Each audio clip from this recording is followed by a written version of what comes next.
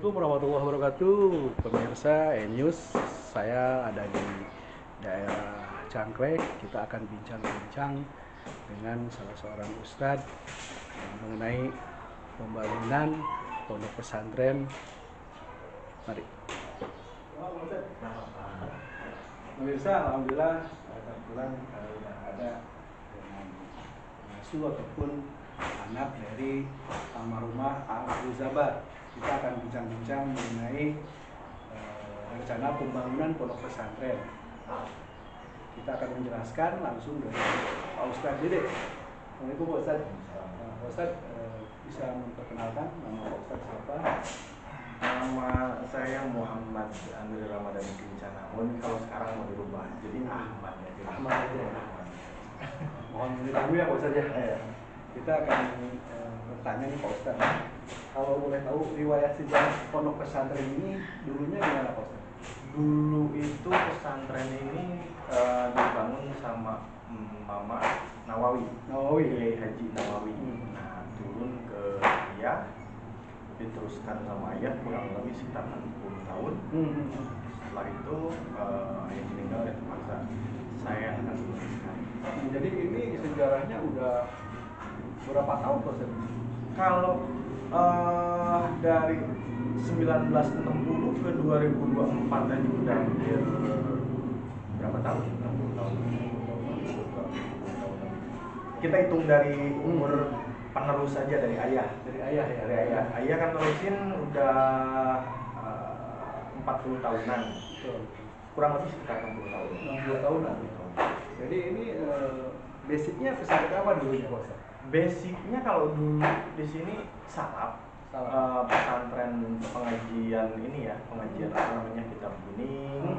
Terus ada juga pengajian kayak seperti apa namanya, pembelajaran ahlikmah. Ahlikmah ya.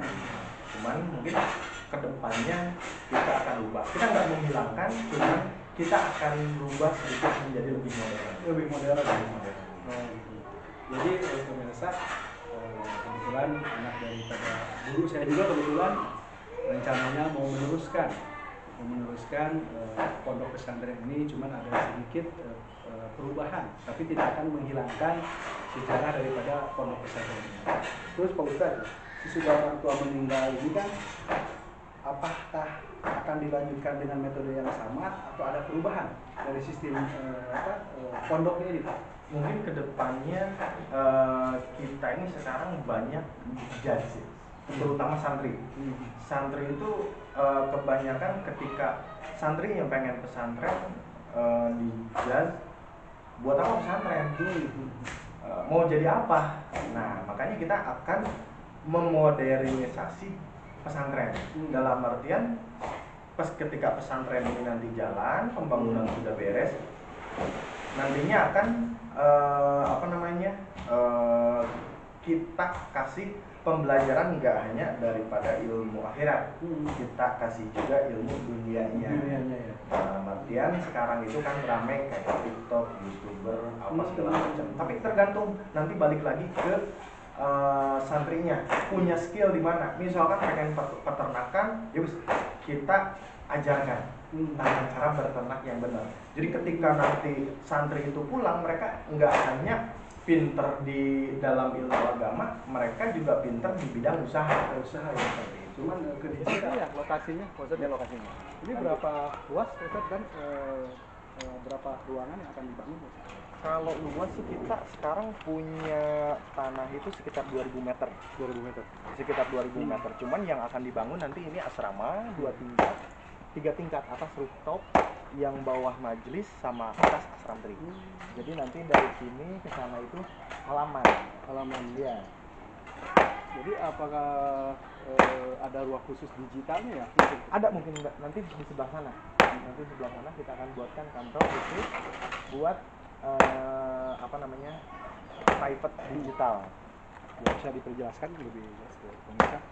Jadi mungkin nantinya kedepannya kita nggak hanya mengajarkan tentang ilmu akhirat, kita juga akan mengajarkan ilmu yang ada di dunia. Contohnya seperti ilmu digital, ilmu tani, ilmu perikanan, apapun segala macam. Jadi kedepannya yang kita harapkan itu santri ketika pulang ke kampungnya masing-masing, mereka sudah dibekali dengan ilmu atau dengan skill yang sudah diasah di sini, gitu. Jadi ketika pulang itu nanti bisa langsung nerapin. Jadi mereka nggak bingung. Ketika dakwah ikhlas, ya udah ikhlas aja. Dan kebetulan nantinya pesantren ini tuh sesuai slogan, karena kalau dari orang tua itu namanya An-Nawawiyah, sesuai daripada kakek. Betul. Cuman nanti karena saya lulusan daripada Darul Islah Jakarta, kalau saya mau mengemban nama Darul Islah itu mesti gratis. Dan saya selama 7 tahun itu di Darul Islah gratis, tanpa ada biaya bangunan, tanpa ada biaya makan, tanpa ada biaya listrik, tanpa ada biaya apapun. Dan insya Allah nanti di sini pun kita akan gratiskan sama seperti itu. Berusaha untuk ke sana ya. Berusaha. Pak Ustadz bisa lebih diperjelas pesan-kesan dan harapan dengan adanya pembangunan ini untuk masyarakat, khususnya calon orang tua siswa yang akan memondokkan anaknya di sini. Pribadi mudah-mudahan dengan dibangunnya pondok pesantren ini bisa menciptakan lingkungan yang lebih islami, kondusif, serta pondok pesantren ini bisa menciptakan lingkungan yang positif, islami, kondusif. Ya mudah-mudahan kedepannya masyarakat bisa lebih bisa lebih dekat lagi kita dengan masyarakat, dalam artian masyarakat ikut andil mendukung daripada pembangunan pesantren ini. Harapan kedepannya mudah-mudahan insya Allah pondok pesantren ini bisa menciptakan generasi yang berakhlak, berilmu, dan mempunyai budi pekerti yang baik. Dan diharapkan juga bisa menjadikan generasi-generasi cerdas, tidak hanya dalam bidang agama, tapi mereka juga pintar dalam ilmu usaha, entah itu di bidang apapun itu. Nanti kita akan berusaha mengajarkan kepada mereka, dan insya Allah nanti kedepannya kita akan mendatangkan yang memang punya skill di bidang bisnis. Mereka akan kita datangkan untuk sengaja mengajarkan kepada santri-santri di sini. Dan mudah-mudahan pondok pesantren ini juga bisa menghadapi zaman dengan tetap berpegang teguh kepada nilai-nilai agama. Ini kan udah mulai dibangun nih Pak Ustadz ya? Iya. Itu anggarannya dari mana? Terus apakah pernah dapat bantuan dari pemerintah Pak Ustadz? Kalau untuk dana pembangunan ini kita dari dana pribadi, ada juga dari para donatur yang memang ngasih sama kita ya. Dan semua donatur itu kita terbuka ya, dalam artian semua donatur itu kita taruh di IG. Jadi di situ nanti ada list para donatur.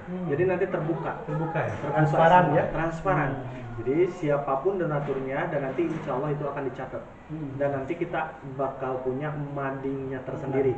Madingnya itu nanti urutan atau list para donatur. Dan sekarang memang sudah ada bantuan dari beberapa donatur teman-teman kita yang dari Instagram. Alhamdulillah udah masuk.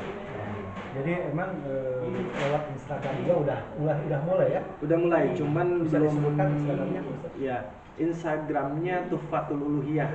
Kalau kalau IG saya pribadi juga itu di share di situ, transparan di semua sosial media kita. Itu nanti di bio-nya itu ada, di bio IG Tuhfatul Uluhiyah itu ada IG saya. Tadi nih mengenai bantuan, apakah pernah ada bantuan dari pemerintah? Kalau dari pemerintah sih sekarang kan dapat tahap ketiga, cuman 30 juta. Nah, sementara kita bobrokin ini aja udah hampir 35 juta. Dan di RAB itu kan kita pakai yang 6 juta per meter. Jadi kalkulasinya kalau misalkan kita bangun 150 meter persegi, karena nanti panjangnya itu ke depan 10, ke sana 15. Nah, berarti 150 meter persegi. Dikali 2 berarti 300. Nah, kalau 6 juta dikali 600 meter persegi aja, dikali 300. Dikali 300 meter persegi itu nilainya sudah di atas 1 M. Betul. Jadi jauh Ya. dari bantuan 30 juta itu mungkin nanti kita akan manfaatkan untuk tambahan besi atau apapun segala macam lah. Tapi tidak menutup kemungkinan kalau emang Tidak menutup kemungkinan. kedepannya kita juga akan berusaha ya. Berusaha. Mudah-mudahan ada dari Pemda Betul. atau dari kementerian. Betul. Terima kasih Mas Ade. Sama-sama.